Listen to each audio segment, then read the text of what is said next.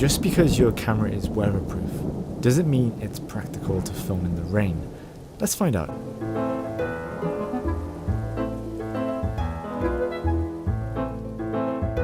Hey, what's up guys? It has been a while since I made a video for you guys on this channel, and as much as images may deceive you, we're not doing a software tutorial at the moment, even though I'm in my software tutorial setup.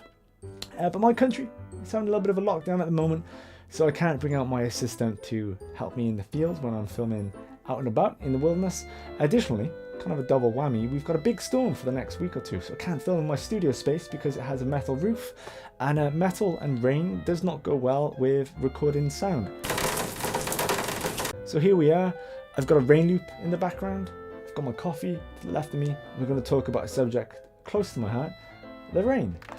Because if there's one thing that my country has, outside of the best flag in the world, of course, because look guys, save your YouTube comments, my country's flag is a dragon, you can't beat it, alright?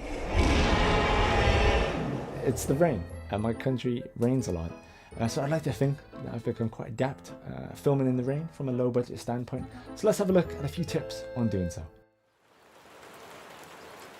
So first of all, why are you filming in the rain? And I'm not saying this in a malicious sense, but we need to assess why you are filming. Is it simply because there is 2 weeks of rain ahead of you and you want to get the shot done regardless? Or is it because of a story motivation? This particular scene of your short film needs rain. If it is that, then I have to say, unfortunately, it's more than likely that you're not going to be able to correctly capture rain in camera. There is a reason as to why TV and film tend to use artificial rain rigs, and it's not just because they can control the rain on a whim. Take a look at this sequence where I've had to stop the action for a moment to wipe the filter clean. It is tipping down here. We were both soaked, but you can only really see the rain in the darkened areas of the characters' costumes. Everywhere else looks misty. Why?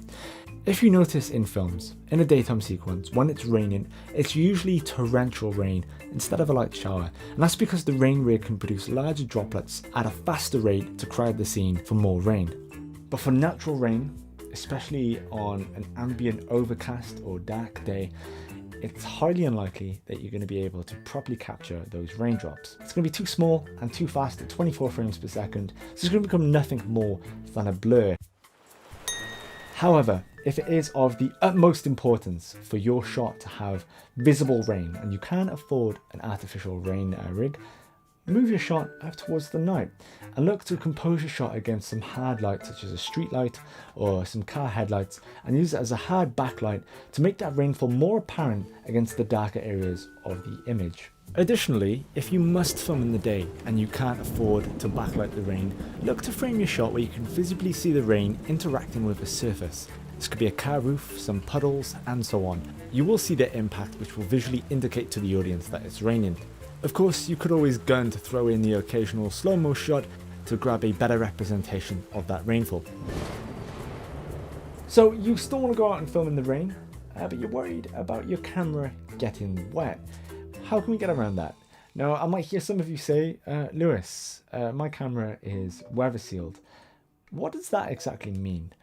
Most moderately expensive cameras are going to be weather sealed, but from manufacturer to manufacturer, the description of weather sealing differs. So there's never really a concrete definitive answer to what weather sealed means. First of all, weather sealed does not mean waterproof. It wouldn't be advised to go and take a weatherproof camera down to the local lake.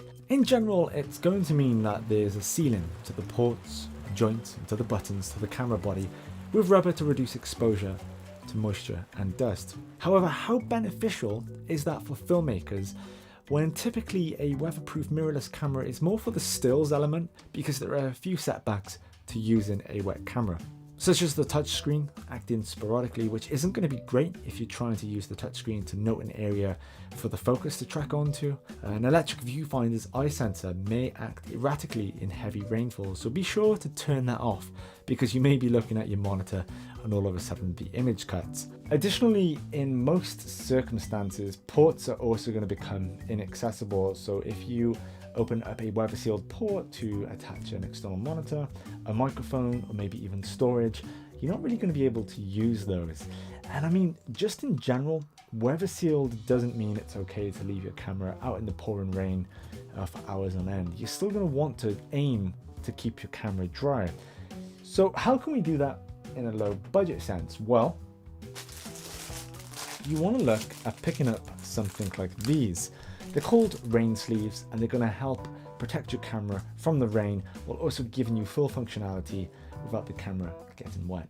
This is the $5 budget version, in which they cover your camera, allow you to mess with the controls and film with ease.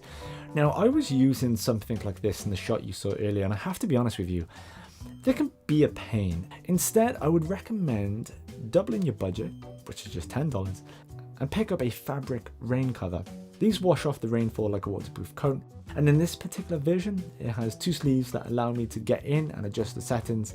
And instead of essentially just being a sandwich bag that you have to push your camera through, this particular model has a protruding section to cover the lens and lens hood adequately.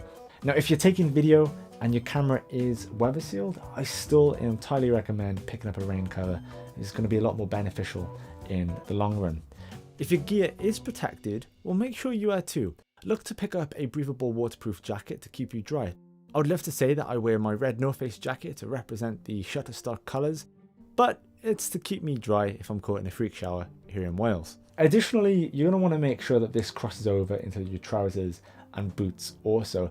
Now, while I'm not entirely an advocate for spending an excess amount of money on clothing, I do find that in this mountaineer range, or adventurer range, I guess you could say, the more you do spend is the more you get back for your money.